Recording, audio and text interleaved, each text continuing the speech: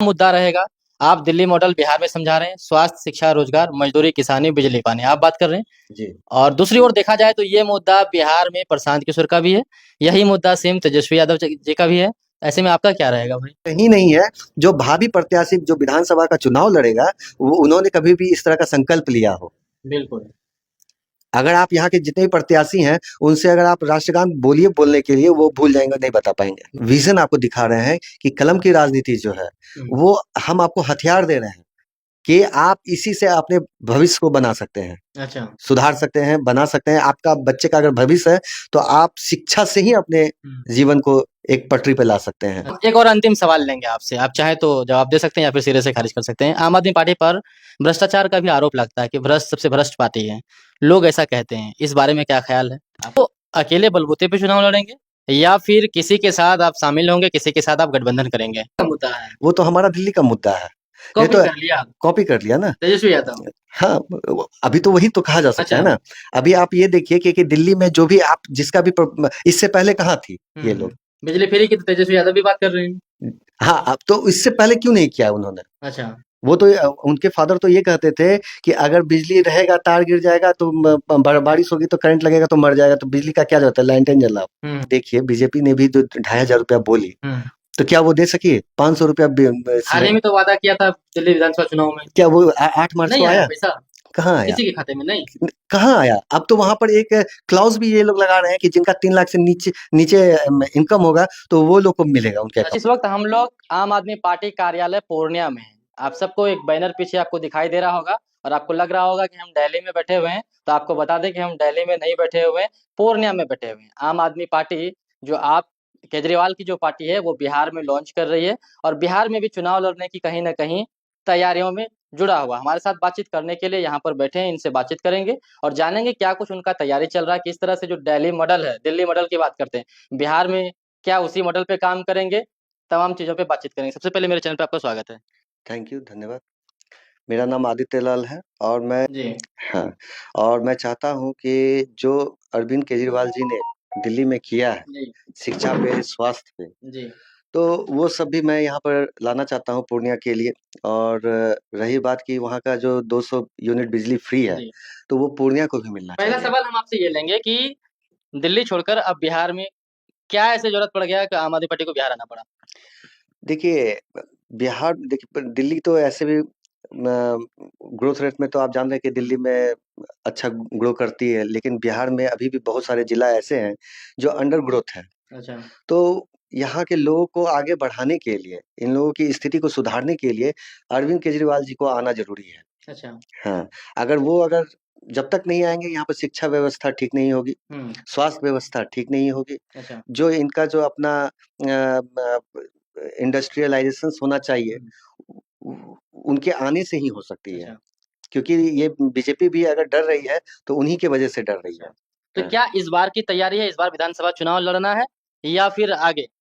देखिए, विधानसभा चुनाव तो लड़ना है इस बार, और 25 में? 2025 में। जी। और ये आलाकमान जो भी कहेगी, जो भी नेतृत्वकर्ता जो भी हैं आम आदमी पार्टी के, जो आदेश देंगे, उस हिसाब से हम लोग काम करेंगे। और पार्टी मूड बनाई हुई है कि हाँ, लड़ना है। तो अच्छा। वो हमारे ऊपर डिपेंड करता है कि हम लोग ग्राउंड पे किस तरह का काम करेंगे, जो पार्टी को भी उतरने में सुविधा हो। अच्छा। तो ये हमारे ऊपर डिपेंड करता है, पार्टी तो हमारे ऊपर निर्भर है ना। अच्छा। तो अनाउंस करने से ज़्यादा है क्या कि हम अगर ग्राउंड बना करके देंगे, तभी तो पार्टी लड़ सकेगी। अच्छा। तो इसलिए हमारे ऊपर डिपेंड करता है सीट कि तय है, कितने सीटों पे लड़ाया जाएगा? देखिए, सीट अभी वो लोग अभी कुछ चर्चा में है? हाँ, अभी पदयात्रा जो हमारा चल रहा है, तो उसके बाद ही हम लोग निर्धारित करेंगे कि किस-किस विधानसभा से पार्टी लड़ेगी। अच्छा। तो संगठन मंत्री जो हैं हमारे, अच्छा। वो जैसा चाहें वैसा निर्णय ले सकते हैं। अच्छा, तो आप लोग किस तरह से तैयारी कर रहे हैं? हालाँकि अभी एक आपका कार्यालय देख रहे हैं, क्या इस तरह का कार्यालय और भी जिलों में खुल रही है? देखिए इसके अलावा आप लोग क्या कुछ कर रहे हैं? देखिए, धीरे-धीरे तो एक बात मैं आपको बता दूँ कि बिहार में सबसे पहला जिला कार्यालय इस बार जो संगठन जो बनी है, तो सबसे पहले आगाज़ हमारे पूर्णिया से ही हुआ है। अच्छा। और इनॉग्रेशन सबसे पहला हमारे जिला कार्यालय का पूर्णिया ही हुआ है। अच्छा। और मुझे बहुत खुशी हुई कि मैं इसमें बहुत बढ़ चढ़ करके पार्टिसिपेट भी किया, तो पार्टी ने भी उस चीज़ को देखा है। अच्छा। तो कहीं न कहीं हमारा निर्णय बहुत अच्छा साबित हुआ है। अच्छा। और रही बात क्या कि पार्टी कार्यालय खुलने के बाद अच्छा। हमारा काम तेज़ी से फैल रहा है। अच्छा। अभी बहुत सारे पंचायतों में हम लोग काम किए हैं, तो वहाँ पे कैडर भी बना है। अच्छा। आप जितने भी गौड़ा पंचायत, भोगा करियात, बिक्रमपुर पंचायत, परमानंदपुर, महेशपुर, ये महेंद्रपुर, जियागाछी, छतिया, जितना भी है आपका बीरपुर, लोकड़ा, तो कैडर बन करके तैयार हो चुका है। इधर लालगंज वगैरह सब में भी कैडर बन चुका है। तो अब सिर्फ और सिर्फ टाउन को देखना है, हरदा और कवैया, अच्छा। ये सारे जगह भी कुछ रह गए हैं, और कुछ आपको सफदरपुर भी रह गया है। अच्छा। तो अब वो भी हम लोग कवर कर ले जाएँगे। और जहाँ तक हम लोगों से बन पड़ा है, तो हम लोग कर रहे हैं, लोगों को जोड़ रहे हैं। अच्छा, कितने सीटों पे तैयारियाँ कर रहे हैं आप लोग? फिलहाल अगर हम बात करें तो किधर फ़ोकस है आप लोगों का? देखिए, सीमांचल में? सीमांचल में पार्टी का ये हॉट सीट है, पूर्णिया? पूर्णिया। अच्छा। पूर्णिया हॉट सीट है। और पूर्णिया एक ऐसा जगह है जो हमेशा से हाइलाइटेड रहा है। अच्छा। और इस विधानसभा में भी मैं जानता हूँ कि पूर्णिया बहुत हाइलाइटेड रहेगा। अच्छा। लेकिन हमारी तैयारी कैसी रहेगी उस पे डिपेंड करता है। अच्छा। क्योंकि हम लोग कॉपी कलम भी हम लोग बँटवा रहे हैं, बहुत लोगों को ये भी बता तो रहे हैं कि पूर्णिया सीट पर तैयारी जोर-शोर से है। जी हाँ। इसके अलावा कस्बा की बात करें और कस्बा में भी हमारे साथी हैं, हमारे मित्र हैं, हुँ। छोटे भाई की तरह हैं भानु जी, वो भी बहुत अच्छा कर रहे हैं, उन्होंने भी बहुत अच्छा त्याग किया है। जब तक बिहार विकसित प्रदेश नहीं हो जाता है, तब तक वो चप्पल नहीं पहनेंगे। अच्छा। मैं तो सैल्यूट हाँ, करता हमने हूँ। देखा भी है, हाँ, बिना चप्पल के उसको घूमते हुए देखा जी है। हाँ, मैं तो सैल्यूट करता हूँ ऐसे-ऐसे व्यक्ति का, जो अपने क्षेत्र में बहुत अच्छा कर भी रहे हैं। अच्छा। थोड़ा-सा इम्प्रूवमेंट भी है अभी, हुँ। और भी ज़रूरत है कि लोग तक पहुँचे, अच्छा।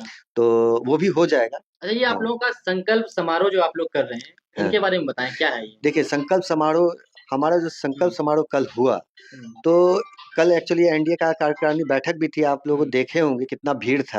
हुँ। और उस बीच में मैंने भाषण भी दिया, मैंने संकल्प भी लिया, क्योंकि बटोगे की कटोगे की राजनीति में हम लोगों को नहीं जाना है। बिल्कुल। हम लोगों को पूर्णिया वासियों को एकता और अखंडता बनाए रखने के लिए अच्छा। मैंने वो संकल्प लिया कि मैं राष्ट्रगान हुँ। 1001 बार हर चौक-चौराहे पे हुँ। लोग को एकबद्ध करने के लिए, अच्छा। एक सूत्र में बाँधने के लिए मैं ही नहीं है, जो भावी प्रत्याशी जो विधानसभा का चुनाव लड़ेगा, वो उन्होंने कभी भी इस तरह का संकल्प लिया हो। बिल्कुल। अगर आप यहाँ के जितने भी प्रत्याशी हैं, उनसे अगर आप राष्ट्रगान बोलिए बोलने के लिए, वो भूल जाएँगे, नहीं बता पाएँगे। बिल्कुल।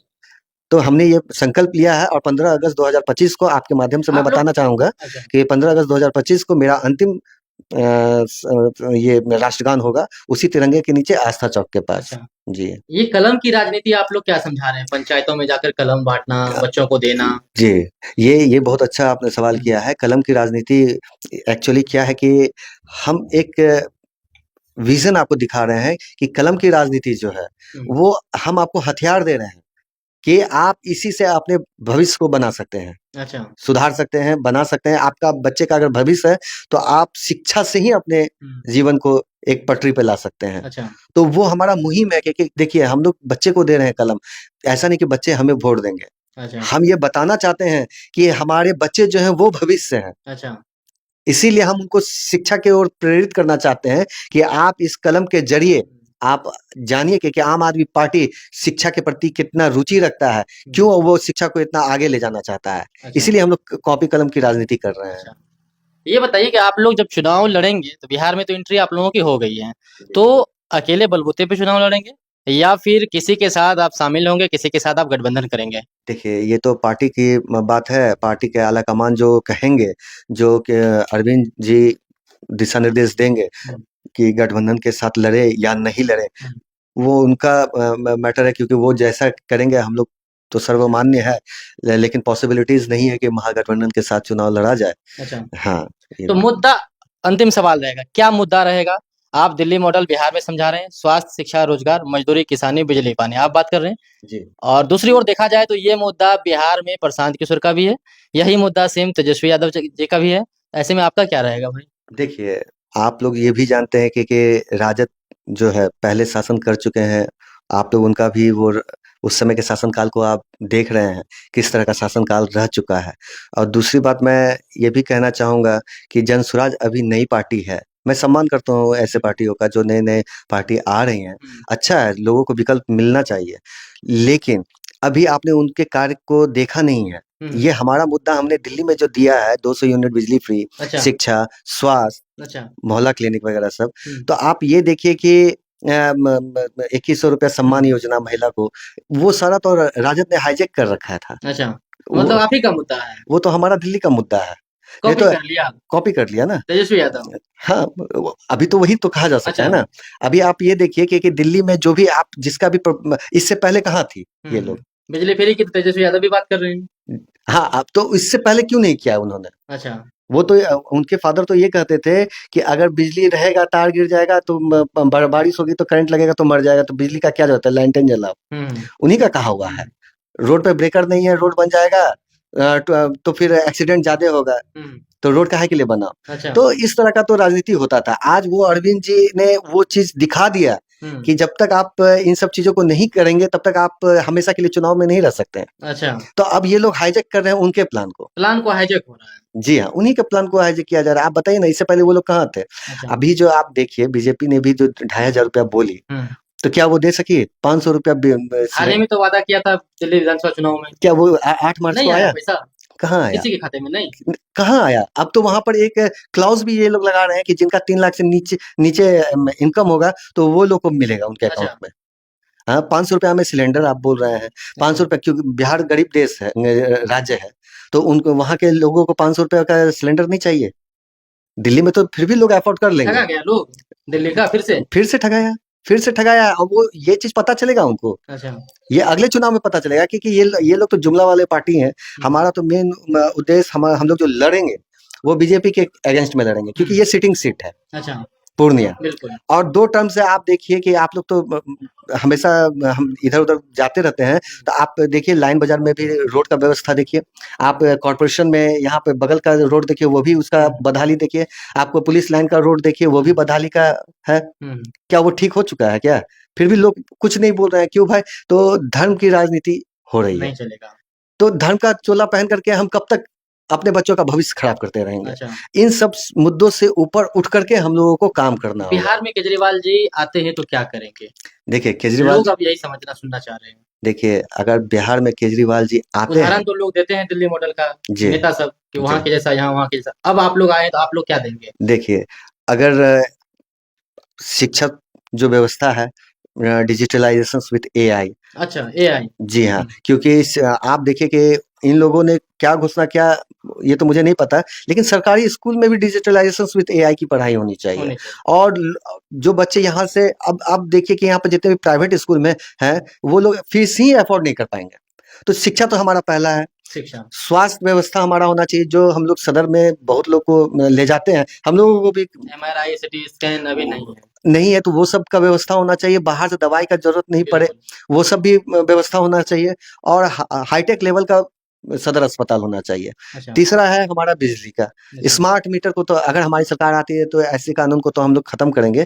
अगर फिर भी 200 यूनिट्स बिजली हम लोग फ्री देंगे, ये भी बात है। अच्छा और चौथा ये है कि किसान जो अपना भाव जो तय करते हैं, एमएसपी, तो वो हम लोग चाहेंगे कि किसान को दिया जाए। अच्छा हाँ एमएसपी दिया जाए। हाँ। और ये जो आपका मखाना बोर्ड का जो है, अब आप खाली बोर्ड लगा देने से, मखाना बोर्ड बना देने से, अब आप सोचिए कि मखाना वाले को कितना प्रॉफिट होगा, क्या प्रॉफिट होगा?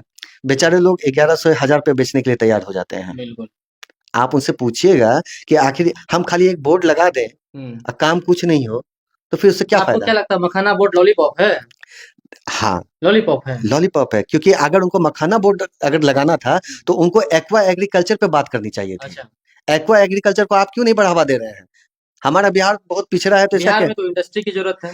देखिए इंडस्ट्री की है। पलायन पे आपने, रोजगार पे आपने तो बात नहीं किया। देखिए यही चीज तो है कि बीजेपी की सरकार है, गिरिराज सिंह जी आए पूर्णिया में, बटोगे की कटोगे की राजनीति करके चले गए और मीट भात खा करके चले गए। कैसा हिंदुत्व की नारा लगाते हैं ये लोग, हमको तो नहीं पता है। जब उनका वो कपड़ा मंत्रालय वो होल्ड करते हैं बेगूसराय में, तो कम से कम आप पूर्णिया को कपड़ा मंत्रालय इंडस्ट्री नहीं दे पा रहे हैं, अच्छा उद्योग नहीं दे पा रहे हैं, बेगूसराय वाले को ही दे दीजिए। अच्छा तो आप जहां से सिटिंग सांसद है वहां नहीं दे पा रहे, तो यहाँ पे क्या दे रहे हैं? नहीं दे पाएंगे। खाली ये लोग जब इन लोगों को जरूरत पड़ता है ना, तो फिर ये लोग ये हिंदुत्व का नारा लगाने लगते हैं। अब चुनाव आ गया तो अब पूरा फोकस जो है इनका बिहार रहेगा। अच्छा। बड़े बड़े नेता सब आते रहेंगे, अब पूर्णिया भागलपुर करते रहेंगे। रोजगार को लेकर क्या आपका विजन रहेगा? जिस तरह से बिहार में आपको पता है पलायन करके लोग दिल्ली पंजाब जाते हैं, स्वास्थ्य शिक्षा ठीक है, मजदूरी किसानी ठीक है, लेकिन बड़े पैमाने पे यहाँ के रोजगार युवा पलायन करते हैं। देखिए पहले तो जब आम आदमी पार्टी रोकथाम कर पाएगी उसको? हाँ, देखिए इस्टेब्लिशमेंट, देखिए हम आपको एक चीज बता देते हैं कि नंबर ऑफ एम्प्लॉयमेंट, हर किसी कोई भी पार्टी अगर बोलती है कि हम नौकरी दे देंगे, ये बेवकूफ बनाना है। ठीक है, एम्प्लॉयमेंट आप तभी क्रिएट कर सकते हैं, वो प्राइवेट इंडस्ट्री अगर रहे तो आप क्रिएट कर सकेंगे। अच्छा। तो वो इंडस्ट्रियलाइजेशन, वो रिवोल्यूशन हम लोग को लाना होगा, इंडस्ट्री रिवोल्यूशन हम लोग को लाना पड़ेगा। ठीक है, तभी जाकर के एम्प्लॉयमेंट को हम लोग बढ़ा सकेंगे। दूसरा, डोमिसाइल को हम लोग को ये करना होगा कि डोमिसाइल जो यहाँ के नागरिक हैं, जो पूर्णिया के हैं, बिहार के हैं, वही उन्हीं को जॉब मिले गवर्नमेंट सेक्टर में। जो प्राइमरी होता है कि इनको दिया जाए, तो हाँ, हमारा क्यों नहीं, हम लोग अपने लोगों को देंगे क्यों? अदर स्टेट में भी तो है डोमिसाइल का। बिहार में लागू होना चाहिए, बिहार में लागू होना चाहिए, जैसे झारखंड लागू कर चुका है, आपको बहुत सारे स्टेट लागू कर चुके हैं, तो ये सब चीज होना चाहिए। अच्छा। हाँ, क्योंकि गवर्नमेंट सीट पे भी आज देखिए जुडिशरी में भी यूपी के जज सब हैं, आपको एसडीएम सब भी यूपी के हैं। यहाँ के बनने के बाद बाहर चले जाते हैं, स्वाभाविक है। अच्छा, मानेंगे ना। चलिए हम एक और अंतिम सवाल लेंगे आपसे, आप चाहे तो जवाब दे सकते हैं या फिर सिरे से खारिज कर सकते हैं। आम आदमी पार्टी पर भ्रष्टाचार का भी आरोप लगता है कि भ्रष्ट सबसे भ्रष्ट पार्टी है, लोग ऐसा कहते हैं, इस बारे में क्या ख्याल है आपका, क्या कहेंगे? देखिए, आप एक चीज देखिए, जब बहुत दूर की राजनीति करते हैं हमारे नरेंद्र मोदी जी, ठीक है, बीजेपी बहुत दूर की राजनीति करती है। जब उनको दिल्ली जीतना रहा था, दिल्ली में अपना पार्टी को खड़ा करना था कि नहीं इस बार हमको जीतना है, तो वो पहले तो साइड किए मनीष सिसोदिया जी को, जेल पहुंचा दिए, फिर संजय सिंह जी को, फिर उसके बाद आपको अरविंद जी को 2 साल 3 साल, ये कम बड़ी बात नहीं होती है। ऊपर से यूनियन टेरिटरी स्टेट है, तो पूर्ण रूपेण राज का दर्जा भी नहीं है। लेकिन अरविंद जी लोग को जो रोका इन्होंने, ये दिखाने के लिए, देखिए आप एक चीज हमको बताइए, मैं आप ही के माध्यम से बात करता हूँ कि आपके ऊपर जब तक जज साहब जजमेंट नहीं दे देंगे कि यू आर एन एक्यूज्ड, तब तक आप कल्प्रिट घोषित होंगे नहीं। तो अभी तो उनके ऊपर चल ही रहा है और ये लोग साबित भी नहीं कर पा रहे हैं। इन्हीं का जज बेल खारिज करता था और जो वकील था उनको जज का भाई था। अब आप सोचिए कि किस तरह की राजनीति ये लोग करते हैं। आप ही सोचिए कि इनके ही सांसद, आपको सुशांत सिंह राजपूत के जो मामा सांसद थे, इन्हीं के बीजेपी के ना सांसद थे, तो अभी तक उनका तो क्लोजर रिपोर्ट वो लोग लगा दिए सुशांत सिंह राजपूत का। वो तो आप लोग भी जानते हैं कि वो मर्डर है सारा चीज। तो ये तो ओछी राजनीति ये करते हैं। आप ये भी तो पूछिए कि अमित शाह का बेटा बीसीसीआई के चेयरमैन कैसे बन गया, अध्यक्ष कैसे बन गया, कितना पैसा था अकाउंट में, अभी 1600 गुना बढ़ गया है। ऐसे ऐसे निकम्मों को अगर आप दीजिएगा पद पे, और ये तानाशाही है। अच्छा, अभी लोगों को समझ में नहीं आ रहा है बीजेपी किस तरह की पार्टी है, ये तानाशाह पार्टी है। आप जिस बीजेपी के खिलाफ बार बार बोल रहे हैं, आपके ऊपर ये भी तो आरोप लगता है कि आम आदमी पार्टी बीजेपी का बी टीम है। देखिए, सबसे बड़ी बात है कि ये तो आपको दिल्ली के चुनाव में ही पता चल गया होगा कि हम लोग बी टीम है या सी टीम है। अभी तो बहुत कुछ बाकी है। और हमारे जो, मैं तो कहता हूँ कि हमारे जो विधायक जी हैं, खेमका जी, ये पूरे तरीके से अपने काम में असफल रहे हैं। अब इनको तो स्वेच्छा से छोड़ देना चाहिए। ऐसे पार्टी तो उनकी टिकट देने वाली नहीं है उनको, क्योंकि इनके ही पार्टी में लॉबिंग चल रहा है।